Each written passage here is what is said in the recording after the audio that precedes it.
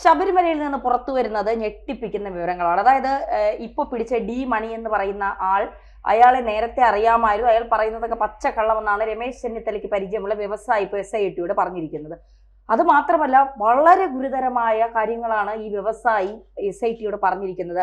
ഇതൊക്കെ ബന്ധപ്പെടുത്തി നാളെ മണിയെ വീണ്ടും ചോദ്യം ചെയ്യും, കൃത്യമായ വിവരങ്ങൾ ശേഖരിക്കാൻ ചോദ്യം ചെയ്യും എന്നാണ് പറയുന്നത്.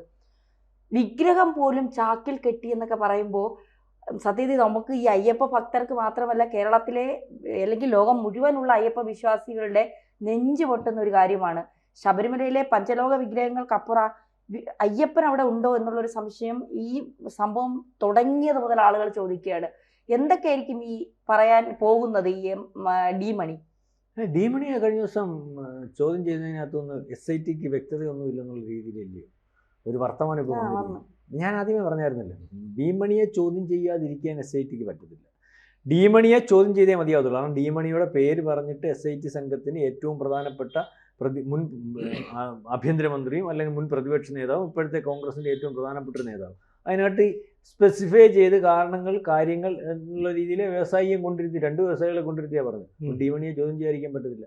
ദാവൂദ് മണി അല്ലെങ്കിൽ ദുബായ് മണി, ഡി മണിയെ ചോദ്യം ചെയ്തപ്പോൾ അയാളിൽ നിന്ന് കാര്യങ്ങൾക്കകത്ത് വ്യക്തത കിട്ടുന്ന, അല്ലെങ്കിൽ ഈ പറയുന്ന ആരോപണത്തിനകത്ത് അല്ലെങ്കിൽ സംശയം തോന്നിയൊന്നും കിട്ടത്തില്ലെന്ന് പറഞ്ഞു. ഞാൻ പറഞ്ഞില്ല, കിട്ടണോ കിട്ടത്തില്ലയോ എന്ന് അന്വേഷണ ഉദ്യോഗസ്ഥന്മാർ തീരുമാനിച്ചാൽ മതിയെന്ന്. ഇപ്പം ഇതേ വ്യവസായി തന്നെ നമ്മൾ പപ്പന അതിനകത്ത് കിടന്ന് പറയുന്ന പോലെ, ഞാനല്ലേ പറഞ്ഞത്, ഞാൻ ഒപ്പിട്ടു, ഞങ്ങൾ 3 പേരോട് ആലോചിച്ചാൽ ഒപ്പിട്ട്. ഇതിനകത്ത് ആലോചന നടന്നിട്ടുണ്ട്, കള്ളത്തരം നടന്നിട്ടുണ്ട്, അതിനകത്ത് പോറ്റിയുണ്ട്, അല്ലെങ്കിൽ തന്ത്രിയുണ്ട് എന്നൊക്കെ പപ്പനിപ്പോൾ ജയിലിൽ കിടന്ന് പറയുമ്പോൾ ഈ കോടതികൾ കൊണ്ടുവന്ന് അത്തരത്തിന് മൊഴി കൊടുക്കുകയൊക്കെ പറഞ്ഞിട്ട് പറഞ്ഞു, ആ പപ്പന എന്തൊക്കെ പറഞ്ഞു, പപ്പന് സ്ഥലയ്ക്ക് സ്ഥലമില്ലാത്ത രീതിയിൽ പറയുന്നവണൊക്കെ ഇപ്പോൾ അന്വേഷണ ഉദ്യോഗസ്ഥന്മാർ പറയും എന്ന് പറഞ്ഞതുപോലെ SIT സംഘത്തിന് ഇനി വഴിത്തിരിവുണ്ടാകത്തക്ക രീതിയിൽ ഈ കേസ് ഒതുക്കുന്നു. അതിനകത്ത് കോൺഗ്രസിനും മാർക്സിസ്റ്റ് പാർട്ടിക്കും BJPക്കും ഒക്കെ പങ്കുണ്ടെന്ന് ആരെങ്കിലും സംശയിച്ചാൽ തെറ്റില്ലാത്ത രീതിയിലേക്ക് ഒതുങ്ങുന്നു. നമ്മൾ ഉൾപ്പെടെ ഉള്ളവർക്ക്, അല്ലെങ്കിൽ കോടതിക്ക്, ഹൈക്കോടതി പറഞ്ഞ എന്തൊരു മര്യാദകളാണോ നിങ്ങൾ കാണിക്കുന്നത്? നമ്മൾ പറഞ്ഞതുപോലെ ദേവസ്വം ബോർഡ് പ്രസിഡന്റ് ഒരു കാര്യം ചെയ്തെന്ന് പറഞ്ഞാൽ അയാളെ പിടിച്ചകത്തിട്ടിരിക്കുന്നത്, അയാളെ കൂടെയുള്ള 2 വെളിയിൽ. എന്തൊരു അന്വേഷണമാണ് ഈ രീതിയിൽ? അല്ലെങ്കിൽ കോടതിക്ക്, നമുക്ക് കോടതിയെ അനുസരിക്കുന്നില്ല, കോടതി പറയുന്നിടത്ത് നിൽക്കുന്നില്ല, കോടതിയിൽ ആഗ്രഹം പോലെ അന്വേഷണം നടക്കുന്നില്ല എന്ന് പൊതുജനം മൊത്തത്തിൽ മനസ്സിലാക്കരുത്. ഈ സിസ്റ്റം ഇങ്ങനെയാണെന്ന് തോന്നരുത്. അത് രാജ്യത്തെയും കോടതിയൊക്കെ ബാധിക്കുന്നുണ്ടോ ഒതുക്കത്തിൽ പറഞ്ഞത് അറിയാം. അതായത് ഒരു തൊപ്പിയും നടക്കുന്നതൊക്കെ SITക്കകത്ത് ഇരിക്കുന്ന ഉദ്യോഗസ്ഥന്മാർ വിചാരിക്കുന്ന പോലെ അതിങ്ങനെ നടന്നാൽ മതിയെന്ന് ചില ആൾക്കാർ പുറത്തുനിന്നവർ വിചാരിക്കുന്ന പോലെ. അതുപോലെയാണ് ഇപ്പോഴത്തെ വിഷയം. ഇപ്പോഴത്തെ വിഷയത്തിനകത്ത് ഇപ്പം തന്നെ വീണ്ടും വ്യവസായി പറഞ്ഞിരിക്കുന്നത്, എനിക്കയാളെ അറിയാം, ഞാൻ അയാളുടെ കൂടെ പോയിട്ടുണ്ട്, എനിക്ക് പുരാവസ്തുമായിട്ട് ബന്ധമുള്ളത് കൊണ്ട് ഞാൻ വിവരങ്ങൾ തിരക്കിയപ്പോൾ അയാൾ എന്നെ വിളിച്ചുകൊണ്ടുപോയി, എന്നെക്കൊണ്ട് വല്ലതൊക്കെ സാധിക്കുമെന്ന് കണ്ട്, അല്ലെങ്കിൽ ഞാൻ അയാളുടെ വീട്ടിൽ പോയി എല്ലാം കാണിച്ചു. എന്നിട്ട് അയാളുടെ റേഞ്ച് എന്നെ മനസ്സിലാക്കാൻ, ഞാൻ ആരാണെന്ന് മനസ്സിലാക്കാൻ പറഞ്ഞപ്പോൾ അയാൾ പറഞ്ഞത്, ശബരിമലയിലെ വിഗ്രഹങ്ങൾ വരെ ഞാൻ കൈകാര്യം ചെയ്ത് വെച്ചിട്ടുണ്ട്, എൻ്റെ കയ്യിലുണ്ട്. ഞാൻ വിഗ്രഹങ്ങൾ ചാക്കിൽ കെട്ടിയ നിലയിൽ അയാളുടെ അല്ലെങ്കിൽ സൂക്ഷിക്കുന്നിടത്ത് കണ്ടു എന്നിപ്പോൾ വ്യവസായം മുടിവെടുത്തേക്കുവാ. എന്നിട്ടും പറയുന്നത് ഡി മണിയുടെ കയ്യിലൊന്നുമില്ല, ഡി മണിയുടെ കയ്യിൽ മണി മാത്രമേ ഉള്ളെന്നാണ്. ഡി മണി അല്ലെന്ന് പറയും. മാത്രവുമല്ല, ഇതിനകത്ത് ഇയാള് ഇവിടെ ഇത് 1000 കോടി രൂപ, കഴിഞ്ഞ ദിവസം ഇതിന് പറഞ്ഞല്ലേ 1000 കോടി രൂപയുടെ ശബരിമല കച്ചവടം മാത്രം 1000 കോടി രൂപ എന്ന് പറഞ്ഞു. 500 കോടി രൂപയുടെ കച്ചവടം നടന്നു കഴിഞ്ഞു. എന്തൊക്കെ കൊടുക്കുന്ന ആർക്കറിയാം. ഈ വ്യവസായി പറയുന്നത് എന്താ വെച്ചാൽ, ഞാൻ തിരുവനന്തപുരത്ത് വെച്ച് ഇയാൾക്ക് ആന്റിക് സാധനങ്ങളോട് വലിയ ക്രേസാണ്. അങ്ങനെ ഈ മണിയുമായിട്ട് ബന്ധപ്പെടുന്നു. ശരിക്കും പറഞ്ഞാൽ ബന്ധപ്പെട്ടപ്പോൾ ഈ മണി ഈ പറയുന്ന പഞ്ചലോഹ വിഗ്രഹം തുണിയിൽ പൊതിഞ്ഞ നിലയിൽ തന്നെ കാണിക്കുന്നുണ്ട്. ഈ കാണിച്ചു എന്ന് മാത്രമല്ല, ഒരു പഞ്ചലോഹ വിഗ്രഹത്തിന്റെ കച്ചവടം 500 കോടിക്ക് നടത്തി. കൂടാതെ 3 പഞ്ചലോഹ വിഗ്രഹങ്ങളുണ്ട്. അപ്പോൾ പഞ്ചലോഹ വിഗ്രഹം എന്ന് പറഞ്ഞാൽ അത് ശബരിമലയിൽ നിന്ന് മാത്രം വരുന്നതാവണമെന്നില്ല. ദേവസ്വം ബോർഡിന്റെ കീഴിലുള്ള ഏത് ക്ഷേത്രത്തിൽ നിന്നും പഞ്ചലോഹ വിഗ്രഹം വരാം. കാരണം ഇവർക്കൊരു ഒറിജിനൽ വിഗ്രഹം എടുത്തിട്ട് അതിൻ്റെ ഒരു റിപ്ലിക്കൊക്കെ ഉണ്ടാക്കാൻ വലിയ താമസമൊന്നുമില്ല. ഇത്തരത്തിൽ മണിക്ക് നിർണായകമായൊരു ഇടപെടലുണ്ട്. കാരണം ഇയാൾ ഓട്ടോ ഓടിച്ചുകൊണ്ട് നടന്ന ആളാണ്, പിന്നീട് ഹോട്ടൽ വ്യവസായം, അപ്പോൾ തരികിട പരിപാടിയൊക്കെ നടത്തിക്കൊണ്ടിരുന്ന ഒരാൾ ഒരു സുപ്രഭാതത്തിൽ കോടീശ്വരനായിട്ട് മാറുന്നു. എങ്ങനെയാണ് കോടീശ്വരനായി മാറുന്നത്? മാത്രമല്ല, ഈ വ്യവസായി നൽകിയൊരു സുപ്രധാന മൊഴിയുണ്ട്.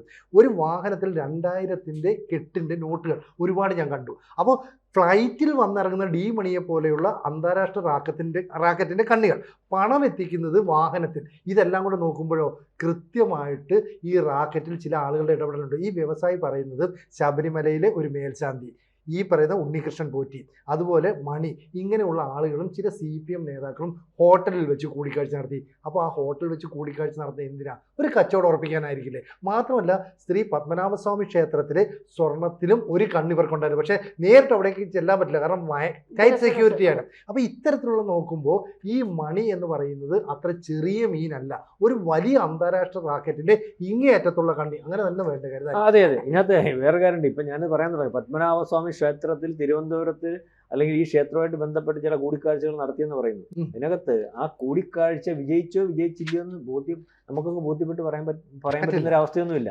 പിന്നെ രണ്ടാമത് അതിനകത്ത് അത് വിജയിച്ച് കാണത്തില്ലെന്ന് 50% വിശ്വസിക്കാൻ പറ്റുന്ന ഒരു അവസ്ഥ എന്ന് പറഞ്ഞാൽ അത് ഈ തിരുവിതാംകൂർ ഇത് ഇവരുടെ കെയർ ഓഫിൽ നിൽക്കുന്നതുകൊണ്ട്, രാജകുടുംബത്തിന്റെ കെയർ ഓഫിൽ നിൽക്കുന്നതുകൊണ്ട് ഇതിന്റെ പല പ്രധാനപ്പെട്ട അറകളുടെയും മറ്റേന്റെയും മറിച്ചതിന്റെയും ഒക്കെ താക്കോലും അല്ലെങ്കിൽ തുറക്കുന്നതിനുള്ള സംവിധാനവും ഒക്കെ ഇവരറിയാതെ നടക്കുന്ന ഒരു അവസ്ഥയില്ല. അല്ലാത്തടത്തുനിന്നൊക്കെ ആവശ്യം പോലെ പോകുന്നുണ്ട് സൂക്ഷ്മമായിട്ട്. അതുപോലെ അവിടെ മല പോലെ സ്വർണ്ണം കിടക്കും. അതിനകത്ത് നമ്മൾ ഈ പറഞ്ഞ പോലെ ശാലമൊക്കെ വാരിക്കൊണ്ട് പോകത്തില്ലേ, പലവട്ടം പിടിച്ചിട്ടുണ്ടല്ലോ.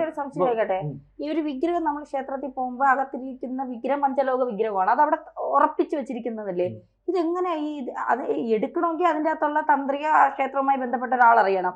ഇത് രാത്രി ആയിരിക്കും ഇത്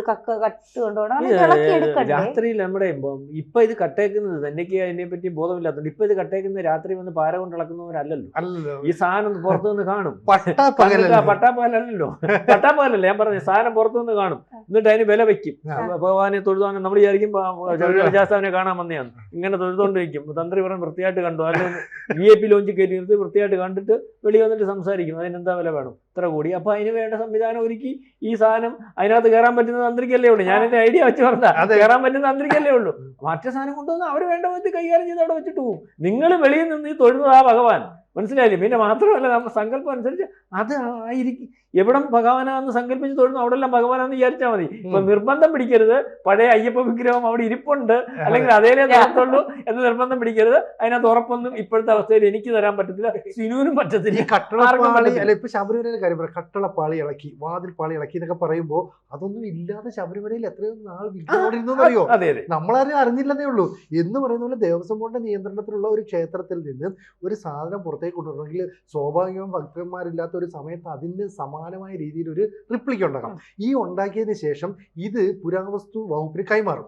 പുരാവസ്തു വകുപ്പിന് കൈമാറുമ്പോൾ അവർ പരിശോധിക്കുമ്പോൾ പറയും ഇത് അടുത്ത കാലത്ത് നിർമ്മിച്ചതാണ്, പഴയതുപോലെയുള്ള ഒരു മൂല്യം ഇതിനില്ല, അതിനൊരു സർട്ടിഫിക്കറ്റ് കൊടുക്കും. എന്നിട്ട് ഈ സർട്ടിഫിക്കറ്റുമായിട്ട് ഒറിജിനൽ പഞ്ചലോഹ വിഗ്രഹത്തെ നമുക്ക് കടൽ കടത്തിക്കൊണ്ട് പോകാം. അവിടെ പരിശോധിക്കുമ്പോൾ ഈ പുരാവസ്തു വകുപ്പ് നൽകുന്ന ഈ സർട്ടിഫിക്കറ്റ് കാണിച്ചാൽ മതി. നോക്കുമ്പോൾ ഇത് ഡ്യൂപ്ലിക്കേറ്റ് ആണ് എന്നുള്ള രീതി വരും. സത്യത്തിൽ ഒറിജിനലാണ് കൊണ്ടുവന്നത്, ഡ്യൂപ്ലിക്കേറ്റിൻ്റെ സർട്ടിഫിക്കറ്റാണ് ഇവിടെ ഉള്ളത്.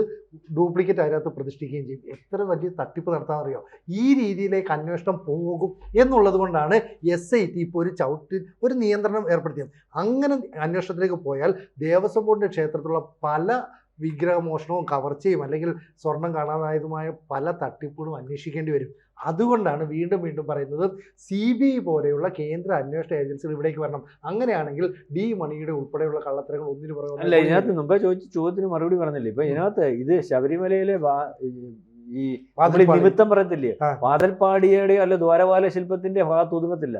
ശബരിമലയിൽ നിങ്ങൾ ചർച്ച ചെയ്യുന്ന ശബരിമല മാത്രമാണ്. ശബരിമലയിൽ നിന്ന് മാത്രമായിട്ട് കൊള്ളയടിക്കപ്പെട്ടിട്ടുള്ളത് എത്ര ഉണ്ടെന്ന് അറിയാൻ പറ്റുന്നില്ല. ഇതിനകത്ത് ഈ കൊള്ളസംഘം ഈ ദേവസ്വം ബോർഡിന്റെ കീഴിലുള്ള മഹാക്ഷേത്രങ്ങൾക്കകത്ത് ഇത് ഇന്നലെ ഒരു ഡി മണി വന്ന് നടത്തിയ കൊള്ളയൊന്നുമല്ല. ശബരിമലയിൽ മാത്രം 2007 തൊട്ട് നടക്കുന്ന കൊള്ളയാണ്. അതിനകത്ത് എന്തൊക്കെയുണ്ടെന്ന് വ്യക്തത വരുത്തി പറയേണ്ടതുണ്ട്. അത് അന്വേഷണ ഉദ്യോഗസ്ഥന്മാർക്ക് അന്വേഷിക്കാൻ പറ്റാത്ത അവസ്ഥയാണ്. കാരണം സിനു പറഞ്ഞതുപോലെ ഇവൻ ഫ്ലൈറ്റേ വന്നിറങ്ങുമ്പോൾ 2000 കോടി രൂപയുടെ ട്രക്കറയാൽ അത്രയും പൈസ അവിടെ വരണമെങ്കിൽ ഇവിടുത്തെ ഗവൺമെന്റ് ആ സംവിധാനം പരിശോധിക്കേണ്ട എന്ന് തീരുമാനിക്കേണ്ട രീതിയിലേക്ക് പൈസ വരത്തുള്ളൂ. ഈ പൈസ ക്രയവിക്രയം ചെയ്യണമെങ്കിലും അങ്ങനെ വരത്തുള്ളൂ. അത് കഴിഞ്ഞിട്ട് ഇത് ഇവിടുന്ന് കടൽ കിടക്കണമെങ്കിൽ അതുപോലെ സോഴ്സ് വേണം. എവിടെയൊക്കെ സോഴ്സ് വേണം? കസ്റ്റംസിന്റെ അല്ലെങ്കിൽ എല്ലാ ക്ലിയറൻസും. അപ്പം ഇത് നിസ്സാര ഒരു റാക്കറ്റ് അല്ല. അതുകൊണ്ട് തന്നെ ഈ അന്വേഷണം ഇത് മരവിച്ച് തന്നെ പോകും. ഇവർ അന്വേഷിച്ചിട്ട് SIT തന്നെ പറയും ആ മണിക്ക് അതിനകത്തും കാര്യം ഇത് പ്രധാനപ്പെട്ട ഒരു സംഭവമുണ്ട്. 2021 കോവിഡ് വന്ന സമയത്ത് ശബരിമലയിലേക്ക് ഭക്തർക്ക് പ്രവേശനം ഉണ്ടായിരുന്നില്ല. അന്ന് അവിടുന്ന് ആക്രി സാധനങ്ങളൊക്കെ പുറത്തേക്ക് എത്തിക്കാനായിട്ട് കരാറെടുത്ത ഒരാളുണ്ട്. അയാൾ സ്വാഭാവികമായിട്ടും ഇത്തരത്തിലുള്ള ഈ കടത്തുമായി ബന്ധപ്പെട്ട് നിർണായകമായ ഒരു റോൾ വഹിച്ചു എന്നാണ് പറയുന്നത്. കാരണം മറ്റ് ഭക്തജനങ്ങൾ അങ്ങോട്ടേക്ക് പോകുന്നില്ല, വരുന്ന വഴിക്കൊക്കെ നിയന്ത്രണമുണ്ട്. പോലീസും ആ ഭരിക്കുന്ന സർക്കാരും ഒക്കെ വിചാരിച്ചാൽ ഏത് വാഹനവും ഒരു പരിശോധനയും കൂടാതെ അങ്ങോട്ട് കൊണ്ടുപോയിക്കൂടെ? ഇത് എങ്ങനെ തിരിച്ചറിയാനൊക്കെ ഞാനീ പറഞ്ഞു വന്നത് സിനി പറഞ്ഞതുപോലെ ഇത് ഇവിടെ അല്ല, ഈ കേരളം മൊത്തത്തിൽ ഒരു കൊള്ള നടന്നിട്ടുണ്ട്. അതായത് ദേവസ്വം ബോർഡിന്റെ കീഴിൽ ഇവിടുത്തെ അമ്പലങ്ങൾക്കകത്ത് പഴയ അവരുടെ കസ്റ്റഡിയിലിരിക്കുന്ന സാധനങ്ങൾ അതിന്റെ കണക്കെത്ര അറിയാവുന്നവർ വെച്ച് ഇപ്പൊ പരിശോധിച്ചാൽ പലതും പഴയതായിരിക്കത്തില്ല, ഉണ്ടെങ്കിൽ തന്നെ ഡ്യൂപ്ലിക്കേറ്റ് ആയിരിക്കും. സ്വർണത്തിന്റെ കണക്ക് പണ്ട് DG പറഞ്ഞതുപോലെ 10 പവന്റെ മാല അവിടെ ഇരിപ്പുണ്ടായിരിക്കും, അത് പക്ഷെ മുക്കുകൊണ്ടമായിരിക്കും. അതേ രീതിയിൽ ഇതുപോലെ ഇത് മൊത്തവും കൊള്ളയടിക്കപ്പെട്ടിട്ടുണ്ട്. കോടിക്കണക്കിന് രൂപയുടെ ബിസിനസ് ഇതുപോലെ ഈ പറയുന്ന എല്ലാവരും കൂടെ ഒത്ത്. ആരാ? മണിയും കുണിയൊന്നും വന്നാൽ അങ്ങനെ സാധനം എടുത്തോണ്ട് പോകാനൊക്കത്തില്ല. മണിക്ക് പുറകില് മണിയൻ ഉണ്ടാവണം, മനസ്സിലായില്ലേ? അത് കോൺഗ്രസിന്റെ ഒരു മണിയനോ CPM-ന്റെ ഒരു മണിയനോ BJP-യുടെ ഒരു മണിയനോ ഒക്കെ ഉണ്ടാവും. അപ്പൊ ആ മണിയൻ വിചാരിച്ചാലേ കാര്യം നടക്കത്തുള്ളൂ. അപ്പൊ അതൊക്കെ നടന്നിട്ടുണ്ട്. അതുകൊണ്ട് തന്നെ ഇത് നമ്മൾ പറയത്തില്ല, ഇത് ഇവിടെ കൊണ്ട് അങ്ങ് തീരും. ഇപ്പൊ അപ്പനിലും വാസുവിലും അവരും ഒക്കെ അങ്ങ് തീരത്തേ ഉള്ളൂ. ഇതൊക്കെ ഇങ്ങനെ നമുക്ക് കുറെ നാൾ ചർച്ച ചെയ്യാം. വിശാലമായിട്ട് അന്വേഷിച്ചാൽ അത് നമുക്കെല്ലാം ഇത് പുറത്തു വരാതിരിക്കട്ടെ എന്ന് വിചാരിക്കാം.